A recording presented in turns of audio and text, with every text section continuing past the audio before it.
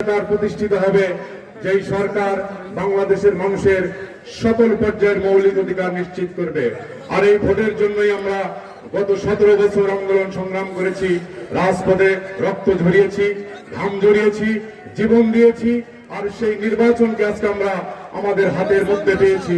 আর এই কারণে আমাদের সামনে সুযোগ এসেছে এই সুযোগটিকে কাজে লাগানোর জন্য।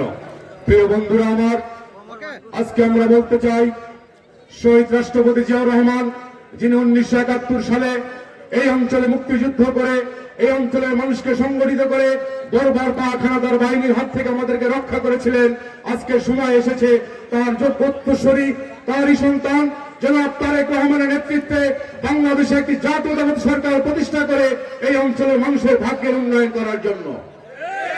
বন্ধুরা আমার, আজকে অনেকেই ধর্মের কথা বলেন, ধর্মের দোহাই দিতে চান। আমরা বলতে চাই, শহীদ রাষ্ট্রপতি জিয়াউর রহমান বাংলাদেশের রাষ্ট্রীয় ক্ষমতায় দায়িত্বভার গ্রহণ করার সঙ্গে সঙ্গে মহান সংবিধানে মহান সৃষ্টিকর্তার প্রতি পূর্ণ আস্থা এবং বিশ্বাস স্থাপন করে বাংলাদেশের রাষ্ট্র শাসন ব্যবস্থা চালু করেছিলেন। তার পরবর্তীতে বেগম খালেদা জিয়ার নেতৃত্বে এই বাংলাদেশের সকল ধর্ম, বর্ণ, সকল গোষ্ঠীর মানুষ নিজ নিজ ধর্মকে পালন করেছে। সেই বিএনপিকে যখন কেউ ধর্মের সবক শিখাতে আসে, তখন আমরা তাদের উদ্দেশ্যে বলতে চাই, বিএনপি ধর্মের জন্য রাজনীতি করে, ধর্মকে নিয়ে রাজনীতি করে না।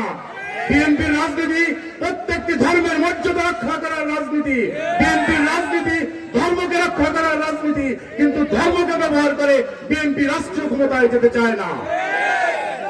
মুসলমান হিসেবে আমাদের প্রত্যেকেরই প্রত্যাশা আছে, আমাদের আশা আছে, চাওয়া আছে, মহান সৃষ্টিকর্তা আমাদের জন্য যে জান্নাত সৃষ্টি করে রেখেছেন সেই জান্নাতে যাওয়ার জন্য। কিন্তু সেই জান্নাতে যাওয়ার জন্য দাঁড়িপাল্লায় ভোট দিলে হবে না। আজকে আপনারা বলেন দাঁড়িপাল্লায় ভোট দিবেন, জান্নাতে যাবেন, বিড়িতে সুদ টান দিবেন, জান্নাতে যাবেন। আমরা আপনাকে বলতে চাই, বাংলাদেশের এই 90% মুসলমানের দেশে দাঁড়িয়ে ইসলাম ধর্মকে নিয়ে আর কোনো তামাশা করবেন না। জামাত ইসলাম আজকে ইসলামটাকে নূর ইসলামে পরিণত করতে চায়। আমরা বলতে চাই, যতদিন পর্যন্ত তারেক রহমান বাংলাদেশের মাটিতে আছে, যতদিন পর্যন্ত এদেশের 90% মানুষ ইসলাম ধর্মে বিশ্বাস করছে, ততক্ষণ পর্যন্ত আর ধর্মকে নিয়ে কাউকে বাড়াবাড়ি করতে দেওয়া হবে না। বন্ধুগণ, সময় এসেছে সিদ্ধান্ত নেওয়ার।